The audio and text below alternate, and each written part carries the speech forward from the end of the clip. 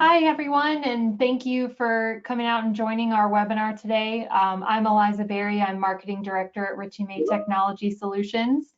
And today we are going to be talking about data governance versus data privacy in the year of the pandemic, or the age of the pandemic, even, as it's pretty likely to go on maybe a little bit past 2020. So today we have two really excellent speakers to kind of take you through all these governance and privacy topics. Before I introduce them, I want to go through just some typical tech rundown questions. So if at any point during the presentation you have a question, go ahead and type it in either the chat or the questions box, and I will answer it if I can, and if I can't, I'll jump in the presentation and kind of voice that question for everyone to answer, and we'll have some time at the end for those as well. There will also be a couple of poll questions throughout. This isn't CPE or anything, but they will help us kind of gauge where your comfort level is with these topics and kind of help us steer the discussion a little bit about those. And of course, this webinar is being recorded, and we will share the recording and slides with every attendee who registered. So if you're watching this in the future, hello, thanks for joining us in the future.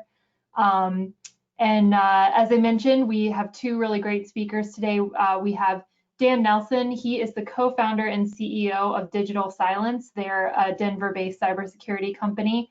And he's a certified ethical hacker. If you don't know what that means, it means basically he can do what the bad guys can do, but he does it to help you. And then we also have Gary Woods, who is our Executive Director of Governance, Risk, Compliance, and Privacy at Richie May Technology Solutions. He has over 20 years of experience at various large companies like Fortune 300 companies. Both of them will be guiding you through this topic today. So again, thank you for joining, and feel free to ask questions as they come up. Good morning, good afternoon to everyone. This is Gary Woods. I wanted to take the time, sorry I went back to Dan and I both put our personal contact information up there should you have any direct questions that you'd want for us. And that you can reach out to us at any time after this presentation if you have any specific questions about your environment. Our objectives today are to really just give an overview on data privacy and security, why it's a priority today in the age of COVID, and how COVID is impacting companies, its employees, its work processes, and its digital application stack today. Looking at just a high-level overview of the threat landscapes, why it's different now, and then suggestions on and ideas, directions, capabilities on threat mitigation, data security, data privacy, and governance. And in closing, what are some of the things that you could be doing today to prepare yourself and your organization for the new norm of a remote workforce, increased threats, and then new needs for adhering to new regulations and new requirements that are on the horizon that are coming up.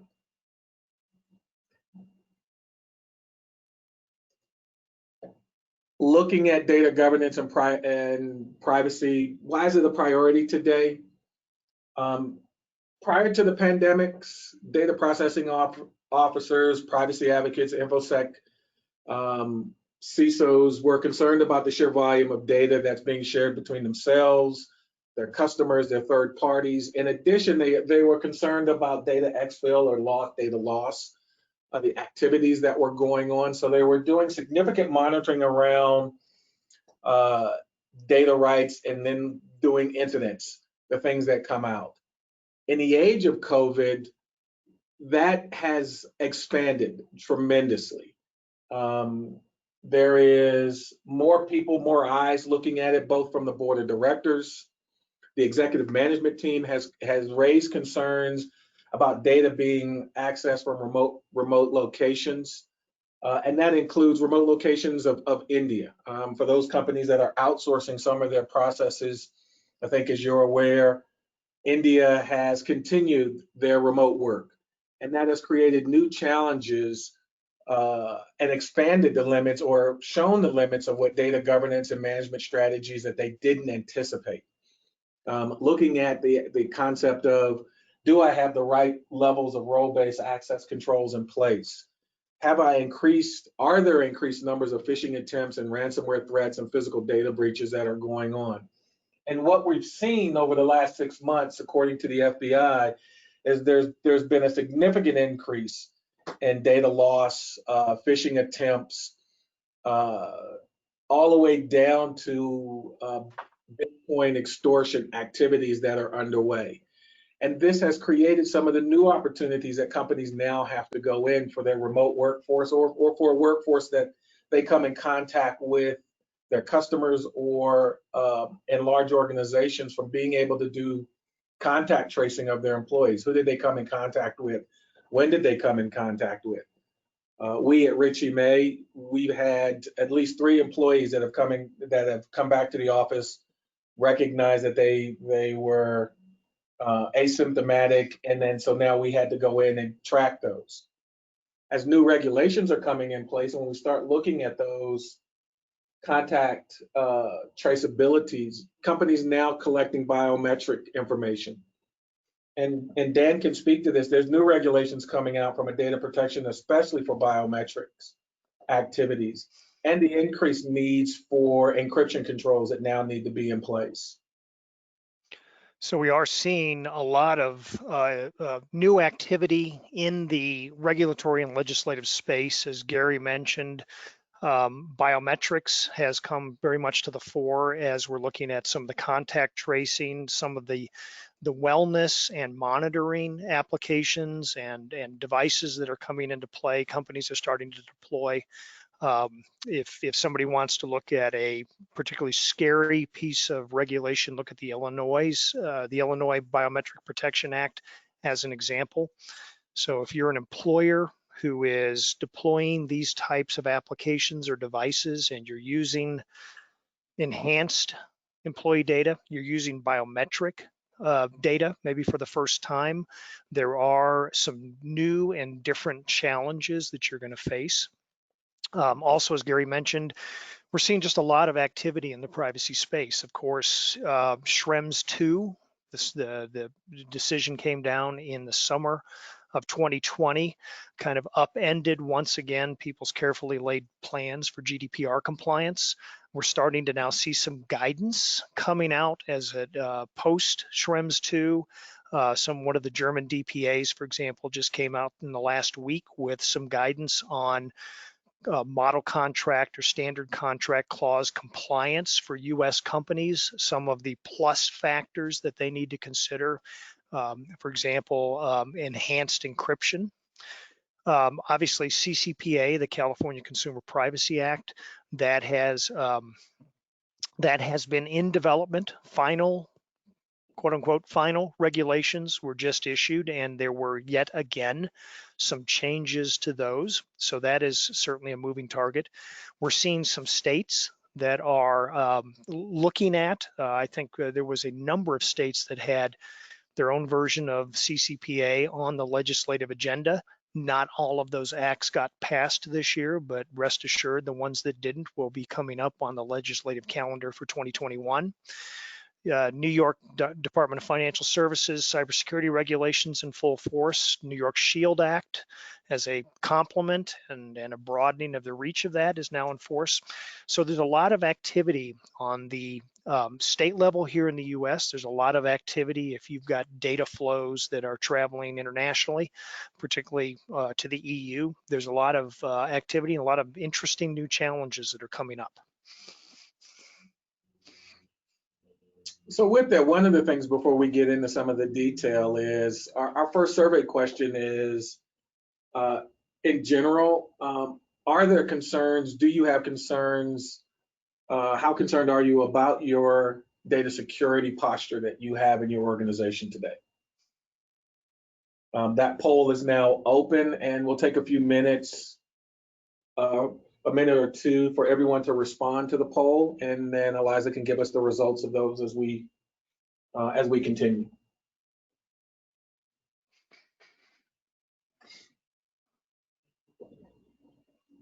Okay, we have 100% respondents and 100% said very concerned.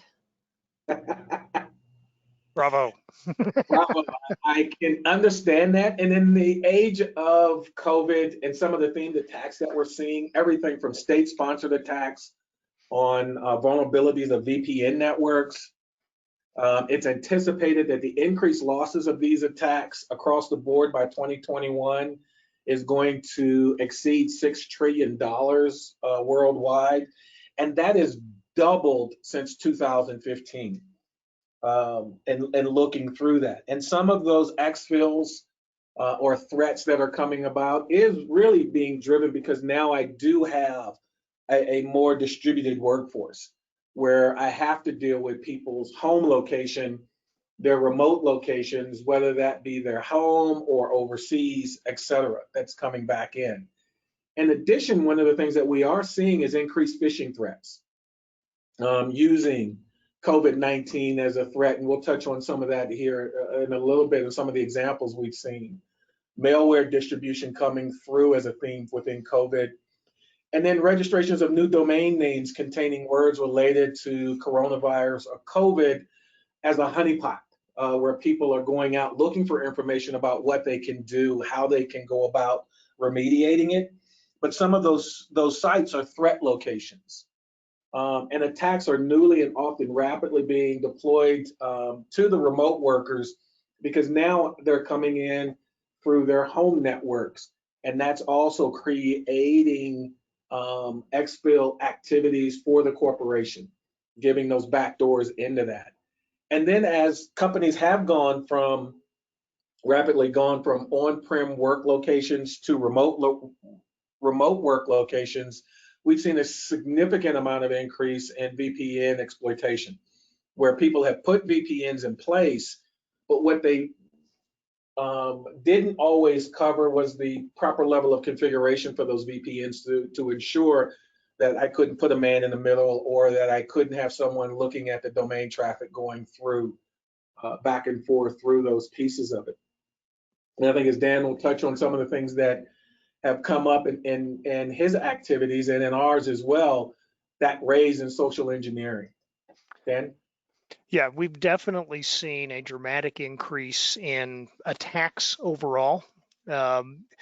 The combination of a highly emotional event, the pandemic, Corona, COVID-19, however you want to refer to it, that has been something that the attackers using social engineering techniques know is, frankly, for obvious reasons, at the forefront of every employee's mind, and has been very fertile ground for new attacks, and also the fact that we have a lot of new infrastructure that's been deployed, new remote infrastructure, and for very understandable, very forgivable reasons, a lot of that infrastructure was not deployed with privacy or security as the first thought. It was deployed quickly because it was a survival. It was a question of survival or a question of something like that for companies as they're going through. So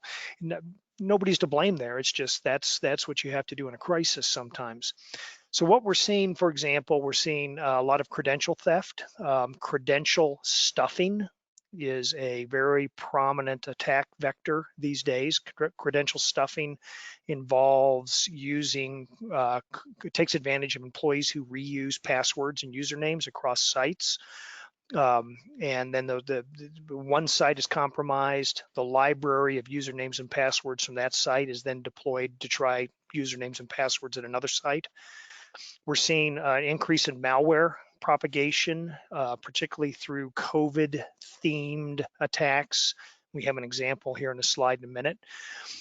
Business email compromise, leading to fund misdirection, whether that be the purported email from the CEO to the HR department asking for everybody's social security information, or from the CFO to somebody else saying we need to we need to make a wire transfer immediately to somebody, or whether it's interception of account payable and account receivable information. and then misdirection of payments into or out of a company. We're also seeing exploits that take advantage of the fact that you now have a distributed workforce. And so you have folks at home who are working in some cases with fairly new technologies, whether it be Zoom, Microsoft Teams, GoToMeeting, whatever it happens to be. And you may or may not have fully secure communication protocols between this remote workforce and IT. Makes it very easy for an attacker to come in, spoof an email as being from the IT department, asking the employees to install an update to Microsoft Teams or Zoom or whatever it may happen to be. That then allows the employees who fall for this very believable attack to either have their credentials, username and password stolen, or perhaps to install malware that's disguised as a Zoom update, just as an example. So there's a lot of these things we're seeing, a lot of additional challenges that are arising out of our response to COVID-19. And some of those challenges are outside of your control. Using Zoom, Teams, Google as examples of that, those were platforms prior to the pandemic of more convenience than of standard. And so they weren't really set with the proper security controls. They weren't really set with the amount of stress that those applications went from processing. And I'll use Teams as an example. Teams on example prior to the pandemic was probably doing less than 1 million users on any given period, day or week. That number jumped to over 30 million that started using that as an example, or Zoom as an example. And we've all seen the videos of the Zoom bombs or team meetings being crashed and those platforms coming down just purely on the volume of users that are coming out there. Zoom, as an example, had a predictable meeting ID.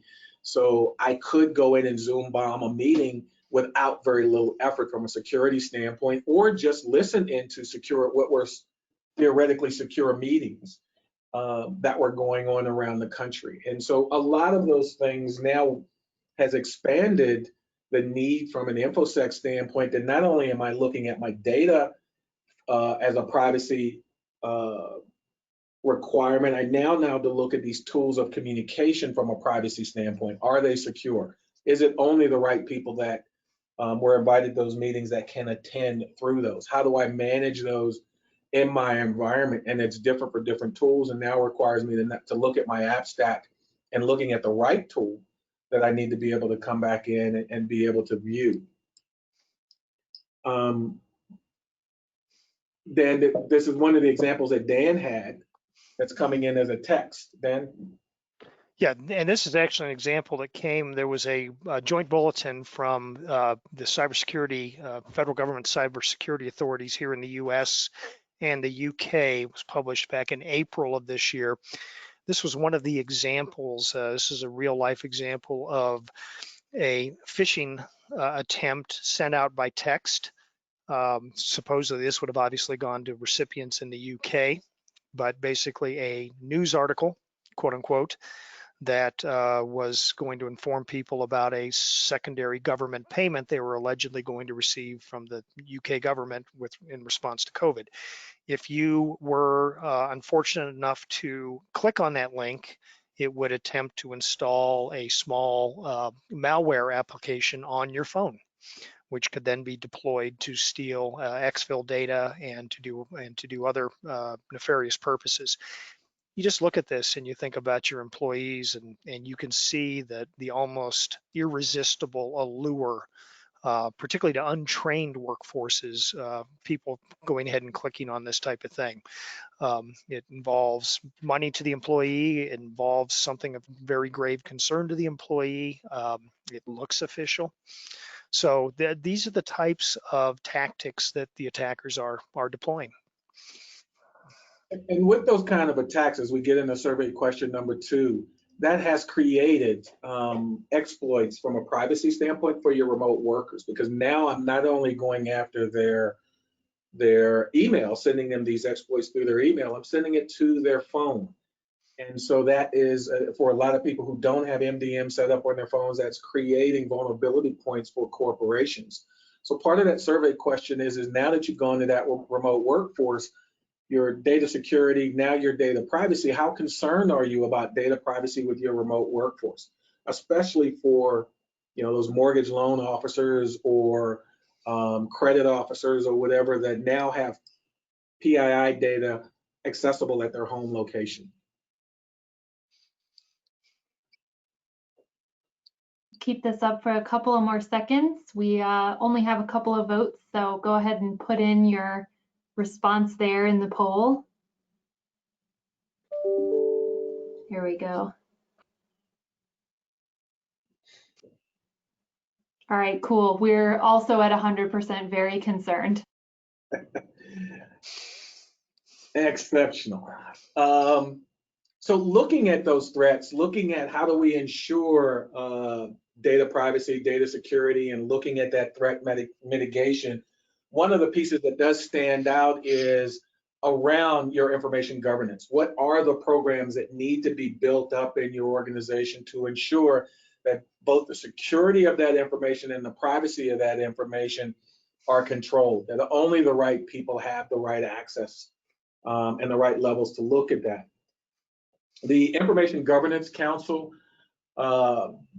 put out a maturity guidelines when it comes to information governance, and it's based on 4 levels. There is those support and discipline levels, the core disciplines that need to be in place, what enablers need to be there from a people, a process, a policy standpoint, and then what are the specific outcomes?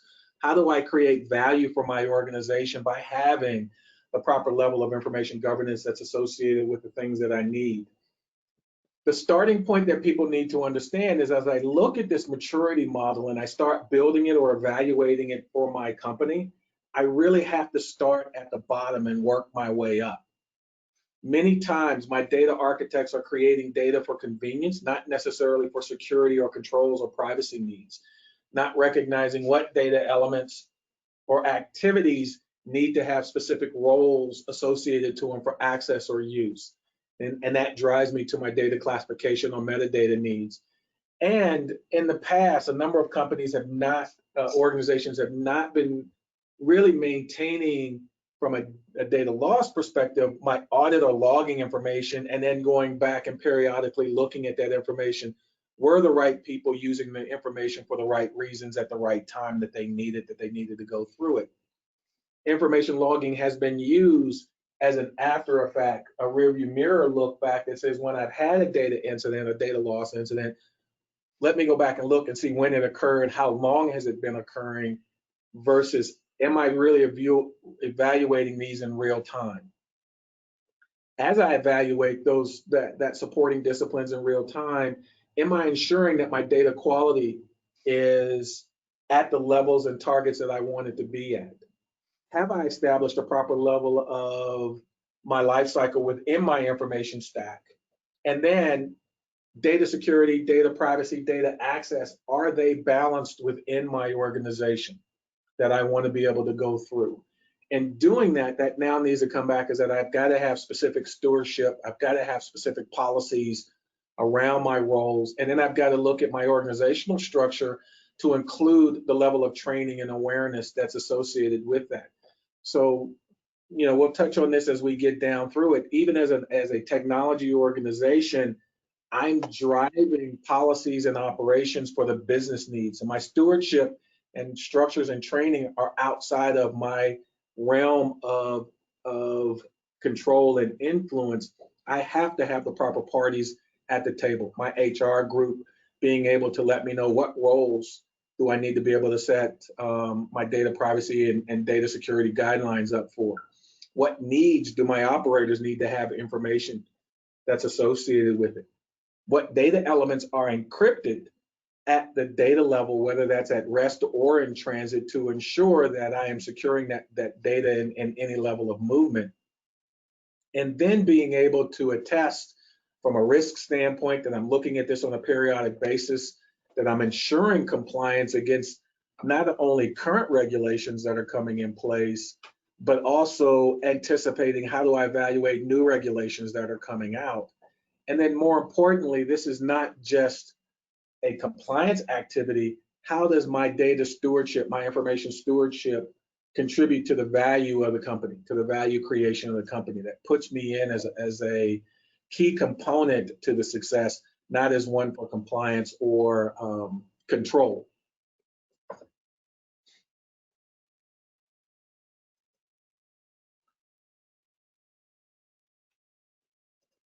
So with that, we look at security and privacy by design. What are the things that I need to go do? How do I need to go about doing those things? And Dan can touch on some of the things around documenting those policies and processes and standards, but also how do I simplify my data access rights for both my internal users as well as my consumers to ensure that what information they're giving me is being provided in a secure manner, that the information they're giving me can only be seen by the appropriate parties on my end, and that there are secure portals that information is coming in. Go ahead, Dan. And I can't emphasize enough the importance of security by design and privacy by design. It's not always easy. It's not at the forefront of program, process, application developers' minds. But both in my prior life as a lawyer and in my current life as a security professional, we see the bad effects of attempting to bolt on privacy, attempting to bolt on security at the last second, or sometimes after the horse is already out of the proverbial barn. And it results in a significantly greater expenditure for significantly less benefit than privacy by design, security by design. And so having those policies and procedures, adopting a privacy framework and a security framework, and then taking a structured approach to implementing that and integrating that into the organization has a very strong ROI over time.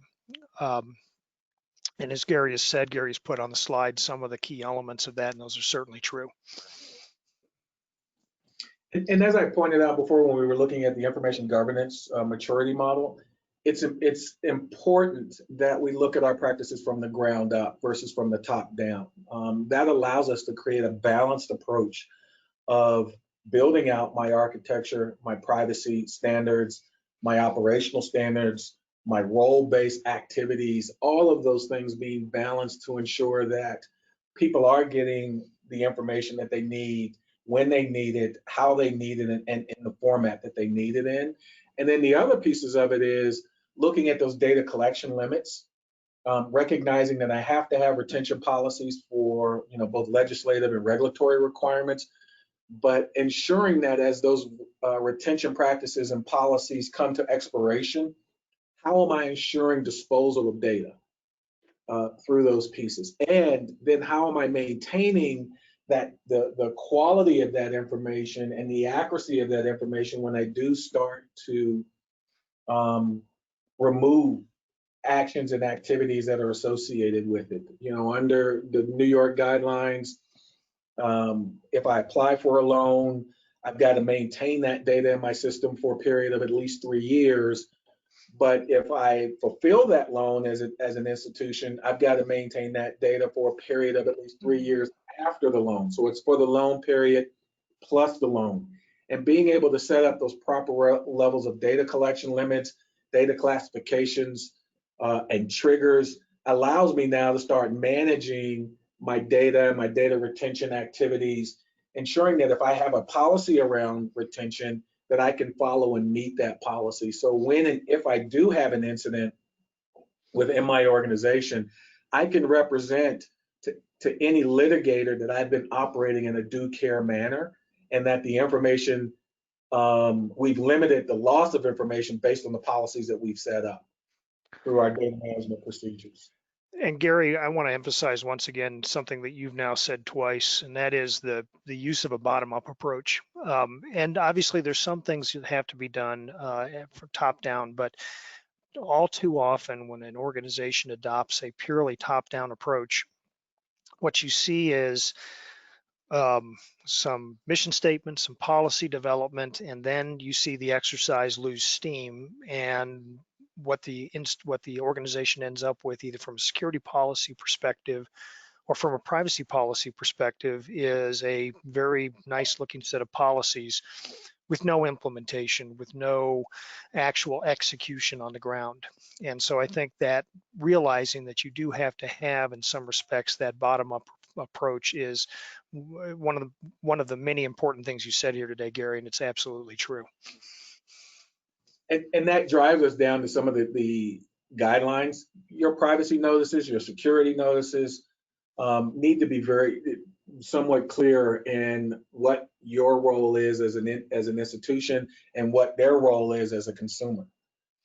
Being able to document consumer access rights. Under CCPA, consumers have a significant amount of leeway of being able to request either copies of their information or their information to be removed.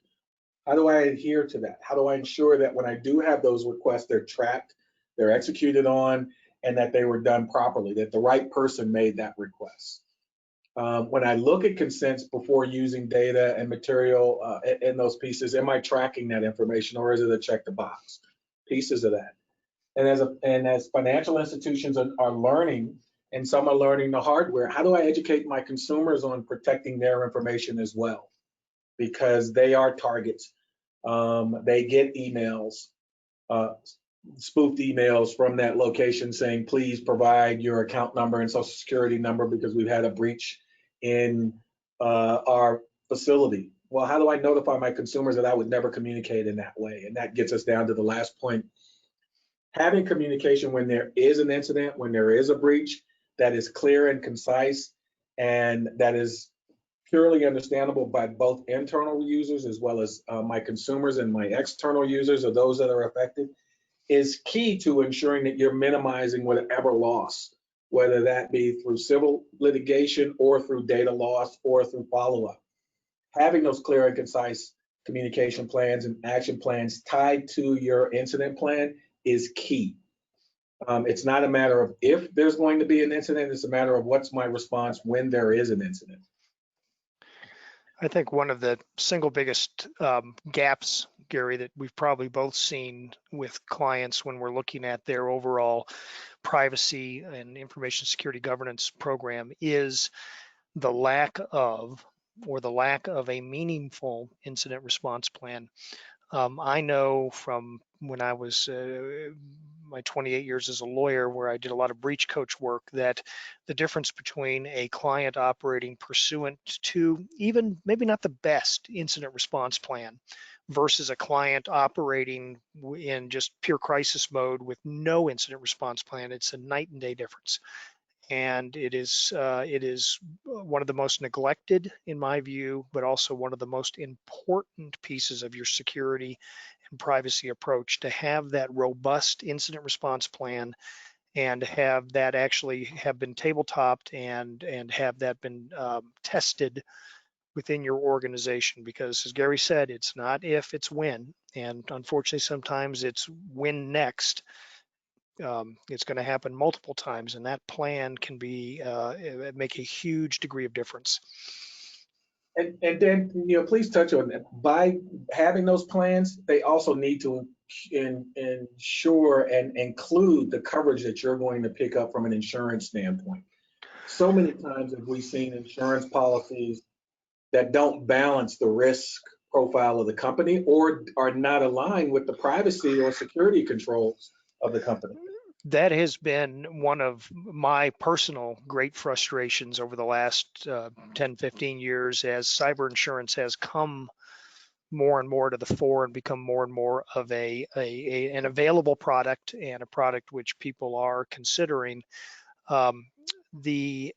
There is no standardization in the cyber insurance market. There is no standard form. It's not like property and casualty or CGL, where there's just one form that everybody uses. So you really need to work with a broker, and this is not a sales pitch because I don't sell cyber insurance, neither does Gary, but this is just a truism. You really need to work with a broker in the cyber insurance field who truly understands the coverages and the risks. I can't tell you the number of times I've seen clients who have a $100,000 likely data breach exposure they have $2 million in data breach coverage. They have a $10-20 million exposure on business interruption and have no business interruption coverage. That's a result of generally a broker who didn't understand the unique risks and the unique elements of this type of coverage, and a client who just tried to buy something so they could have something in place. Cyber cover can be an extremely valuable risk transfer mechanism, but it's one that you really need to pay attention to what you're buying and what risks you are actually exposed to and how you're transferring those risks, not just buying something to sort of check a box and say, yeah, we've got a data breach policy or a cyber policy. Yeah, and as you look at your privacy by design, one of the things you got to, and again, from that bottom-up approach, as you look at your data governance program, it's understanding the data architecture. Your data architecture is more than just what people are seeing today. It is what's backed up. It is, now that a lot of companies are going to cloud providers, on-prem providers, data lakes, data optimizations. It's that distributed data environment that creates, how do I access it for a report or for SQL basis? How do I look at things that are distributed over multiple applications through multiple types of databases, whether that be a SQL database, an Oracle database, a Python database? There are all of those things that are there. The key then comes into play is, where are my backups being stored? Where's my production data being maintained? Where's my data warehouse being provisioned from? When I look at those data, how do I define the data classification specific to my company? And how do I identify those things that are there?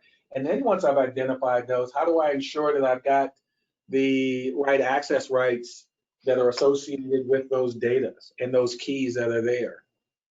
And the challenge has been, that companies either have no or poorly documented role-based access rights. They rely on the application setup to define what those are, but those set up, I've got an AP clerk or an AP manager. Well, what are they accessing? What are they doing? What are they doing from their process standpoint? Can their work be done in a remote fashion that allows them to access specific data versus, is it a customer care service rep who needs to be able to look at multiple levels and multiple touch points of data for the client or customer that's calling in for? And then if the data is sensitive, how do I ensure that that visibility is being encrypted, that I can validate the last 4 digits of your social security number and just that I don't display all of it because it's convenient or creates overhead? How do I define what is whole versus partial data, sensitive data elements? And then looking at the data relationships between my design and my use are sometimes left with the architect, the data architect, or the software developer who configured that system for use. So then not understanding all of that logical relationship that needs to be enforced based on business rules that need to be driven through that piece of it. And as Dan says, and I'll let him say, there's a great analogy when you look at data and you look at how distributed it is against your application stack or how complex it is. It's almost like turning on the light at night when you've got an infestation. I absolutely. I told people for a number of years, your information is, unfortunately, it's like cockroaches. And it's going to get underneath it's going to get behind the refrigerator and underneath the baseboards. Data takes on a life of its own. And if you do not undertake a formal attempt to understand data locations, data architecture, data classifications, and really engage in that process, it's very hard to drive any of the rest of your program. What are you securing if you don't know what you have, where it is, who's touching it, and really know all of the locations, not just the top 2 or the ones that come to mind immediately? How do you design GDPR or CCPA access controls if you don't know where that data is?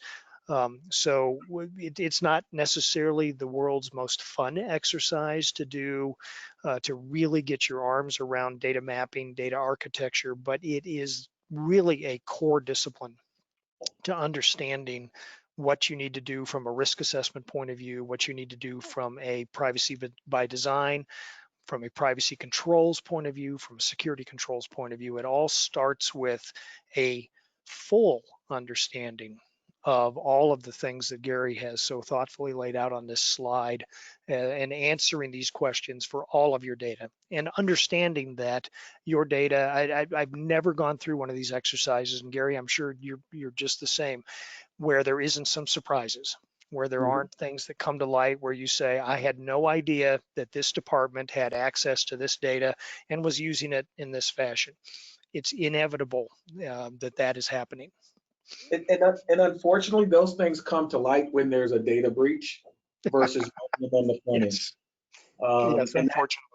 that's the piece of understanding that architecture is. If I understand it on the front end, if there is an incident, I understand what my response needs to be on the back end. And that helps me significantly be able to get through that incident response process in a reasonable and organized manner, because now I'm not, and you've seen this in a lot of incidents of data breaches, where they're peeling that onion back. And the more and more they peel the onion back, the onion becomes greater than something that they anticipated, because when they looked at the loss and they look at the expansiveness of where that data relationship was connected to, it exposed them in great areas. And so as part of that, going into the survey question number 3, I guess one of the questions we have is, have you personally or has your company been a target or victim of a cyber incident, data loss? And more importantly, were you prepared to understand the impact of that and response of it?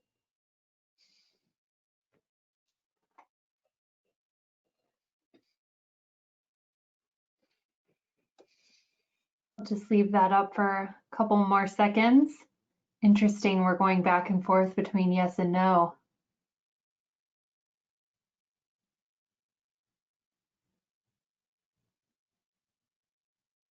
All right, cool. I am going to close the poll. We're at 67% yes and 33% no. And I know this was a 2-part question. The back end, were you prepared? And that yes piece of it is, yes, I had an incident, but no, I wasn't prepared, or yes, I had an incident and yes, I was prepared. That question was meant to really just, you have to be able to respond to both. I'm going to have an incident, I'm going to be prepared. So what can you do now? And some of the lessons learned. I'll let Dan start, but we tried to outline just some of the high-level steps of where you can start to reduce the anxiety that I'm sure a number of us are all feeling today, not just driven by the pandemic, but just driven by the increased threat landscape. Yeah, and I think it does start, as the slide starts, with privacy and data governance, and both the, from a top-down approach, but also, as Gary pointed out, from a bottom-up approach. This is an opportunity. COVID-19 is an opportunity to rethink some of what you're doing, and if there's ever a silver lining to a crisis, this might be it. It is that opportunity. You've got the organization's attention, and you say, there is this whole new way we're doing business. It is this opportunity to reassess what you're doing and to try to drive those either the start of an information governance process or significant improvements. It's also an opportunity, and frankly, a very advisable step to come in and have a security review of your existing infrastructure, but perhaps even more importantly, your new infrastructure. I think very few people are operating in exactly the same environment today that they were operating in 10, 12 months ago. Unfortunately, as I said earlier on, speed was the key component for almost every business in rolling out this new infrastructure. Security and privacy were not the priorities, and very, very likely were, at least in some sense or another, sacrificed in order to get the necessary infrastructure in place to allow the business to continue.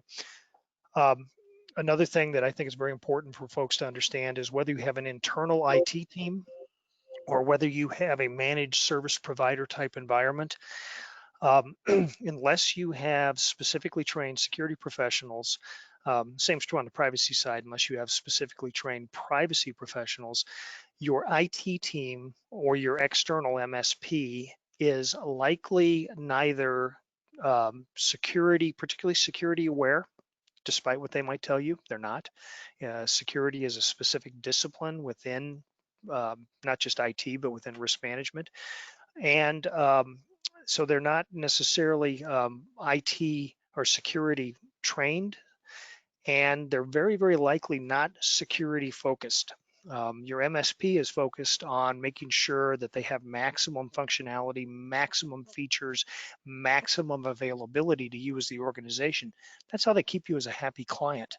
And oftentimes those goals come at the expense of reasonable privacy and security controls. Even internal teams, the same thing. Their focus is not on security, it's not on privacy, it's on availability, it's on features. We call that feature bias, availability bias, and it's very understandable. That's how they're ultimately measured, at least until there's a problem. So having that independent review, security review, privacy review, having a review that is independent of the vendors who sold you the solution is also extremely important. There are thousands of privacy solutions, security solutions out there that are going to solve all your problems. At least that's what the vendor tells you. And I think there's a lot of wishful thinking, not dishonesty, but a lot of wishful thinking there. Having a review by somebody who is not linked to that vendor to say, is this really working? Is it really doing what you thought it was going to do? Is it really delivering the value you thought you were getting, is extremely important, as opposed to simply relying on the vendor's representations that this is everything that they told you would be during the sales process. And one of the things that I want to point out as you look at that review, even if it's not an independent review or you're looking at that information security reviews, especially with your MSPs, you've got to review those in comparison against what your security and privacy policies are. Does that MSP, does that third-party provider adhere to, or exceed your standard for your policies and procedures? And if it doesn't, what can you do to change to get that contractual obligation or get that change within that MSP? The biggest threat that a lot of companies have as they shift to MSPs and to cloud providers, and Dan touched on this, is their goal is, I want to provide you a good solution set, but does it meet your compliance, your governance, and your privacy requirements and policies that need to be done? And it's very few reviews that take it to that level, that compare your needs against what they're providing. So as part of that, our fourth survey, next to last survey question is, do you currently have a data governance program?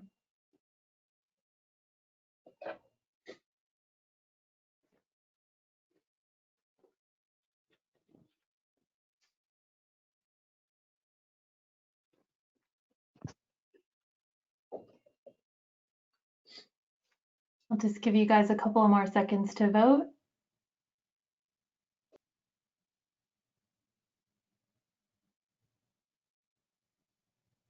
All right, cool. I'm going to close that one. We have 100% yes on that one. That's great to hear. Good job. So some of the additional things that are lessons learned: security training when under the COVID-19.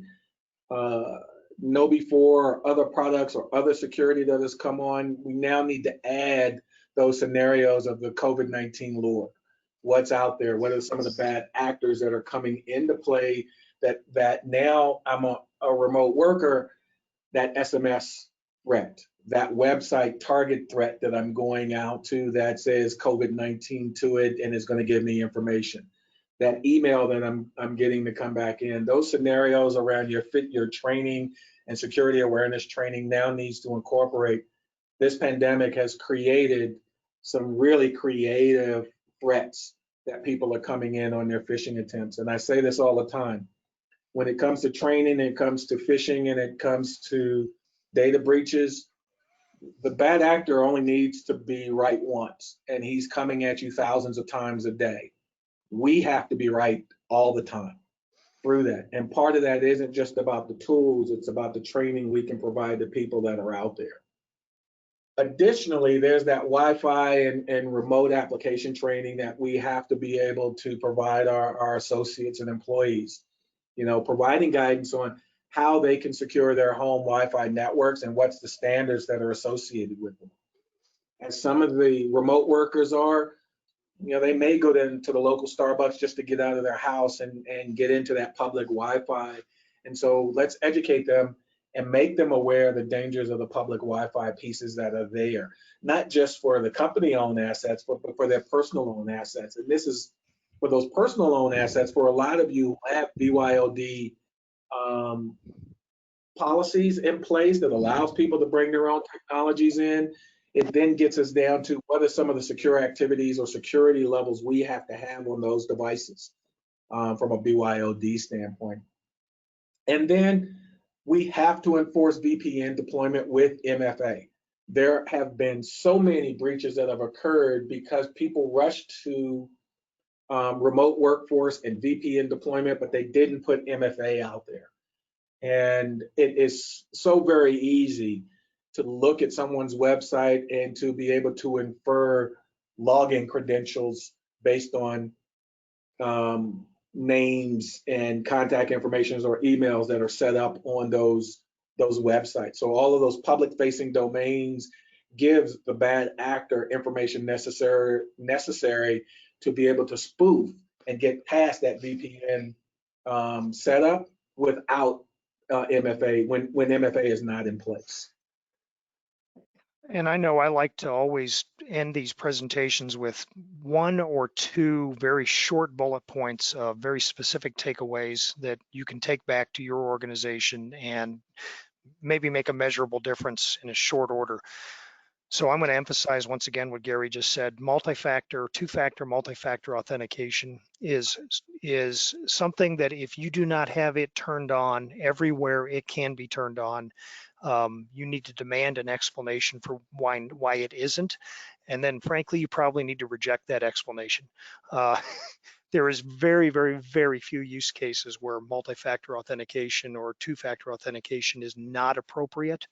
And it in and of itself can save you so much heartache and so many problems. That's number one. Number two, talk to your IT department. I would imagine, I would hope everybody has a procedure in place if there are fund requests that come in by email. Send money to a different account, pay a different account, something like that. You should all have a process in place that there's a verification by some other means. You're not doing anything strictly off email. The same thing needs to be true in terms of communications between your IT department and your users for installing updates, responding to crises, whatever.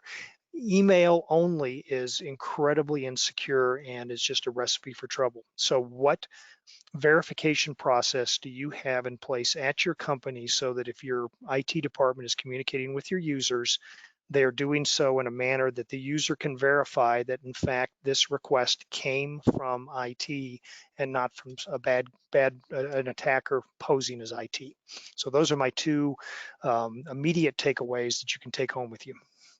And that latter one is very key because we have seen an increase of that spoof phone call. Hello, my name is so-and-so. I'm from your IT department and we're seeing problems with your computer. We need to log into it. And that direct targeted, in which I'm just doing the random phone call, you have to have a process in place that allows for verification of that help desk person when they do call your employees. It does occasionally happen, but how do I ensure it's being verified? When we do penetration testing, page 1 of our playbook is a spoofed email from the IT department asking users to go in and change their password because there's been some sort of an incident, and that's a credential theft attack. The web page that they go to change their password, we're simply harvesting their current password. Obviously, we're not doing anything with that. We're turning right around to the company and saying, this is the problem you have. That is a standard part of the attacker playbook. And so, as we close this out, the last question, and this is really just one for Dan and I, as we look through some of these things, is, is role-based access controls defined within your company?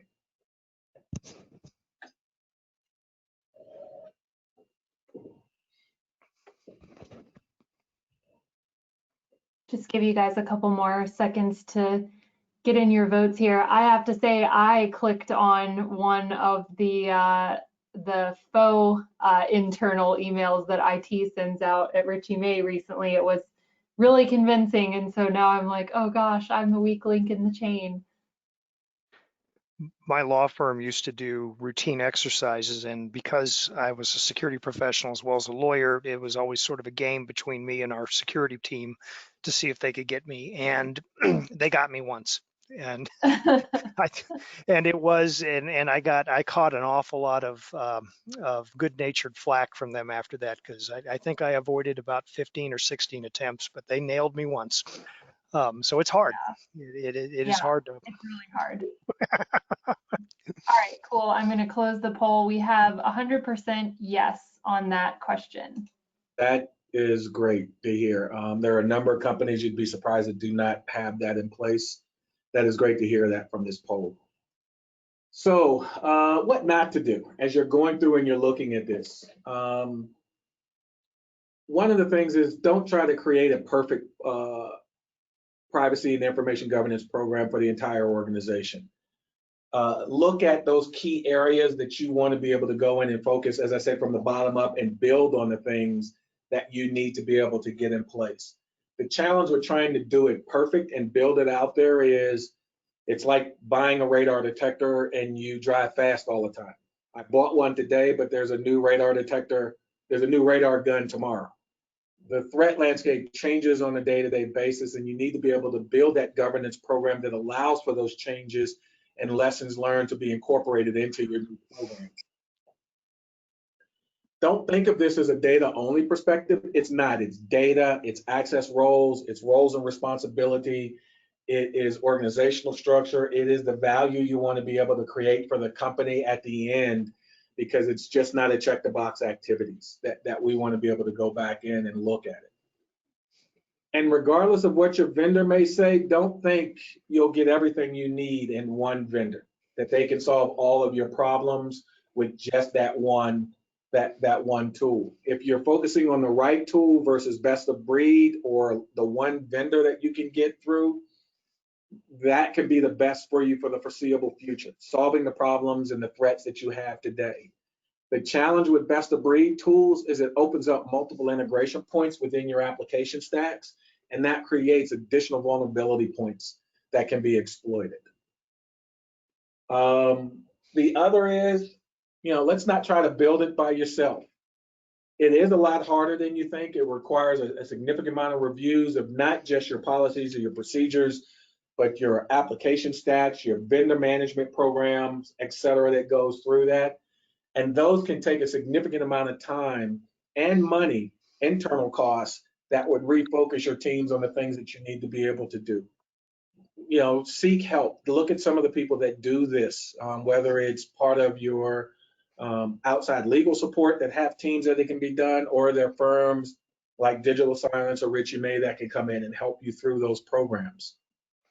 And then lastly, don't try to establish an enterprise GRC and privacy program for something that only scales to a department. And what I mean by that is, and Dan can also talk to this, we've seen a number of programs that were created out of the IT organization that don't necessarily apply to the operational business through that.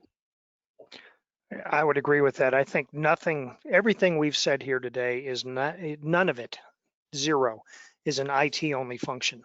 IT is probably a team member for any of these efforts. It is not an IT led or IT driven function, none of it. There have been so many activities where we've seen business continuity plans, incident response plans that were built by the IT organization, but when the threat, and I'll use,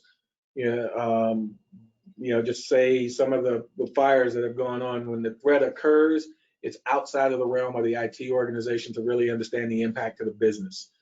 And so being able to have that balanced approach in which they are a participant in that activity, and it's not just specific to a department, and that also includes, let's not build it strictly from the top down where it's being built and designed at the board, but needs to be executed at individual departments.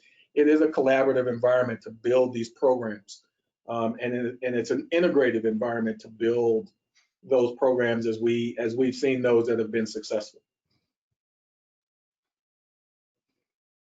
So with that, questions? I know we're right up on our time here, but if there are any specific questions that you would like Dan and I to address or follow up on?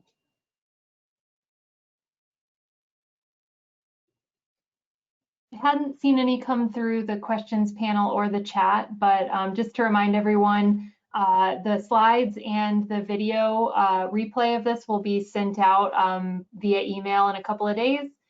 Feel free to share that with anyone that you think might be interested in this topic, especially leaders of your company who might not get it, why you need good data governance and data privacy practices in place.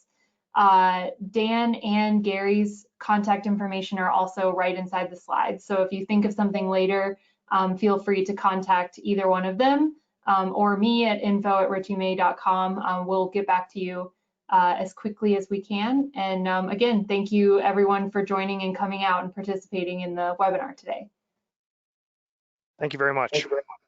Thank you everyone for taking the time out. We really appreciate this.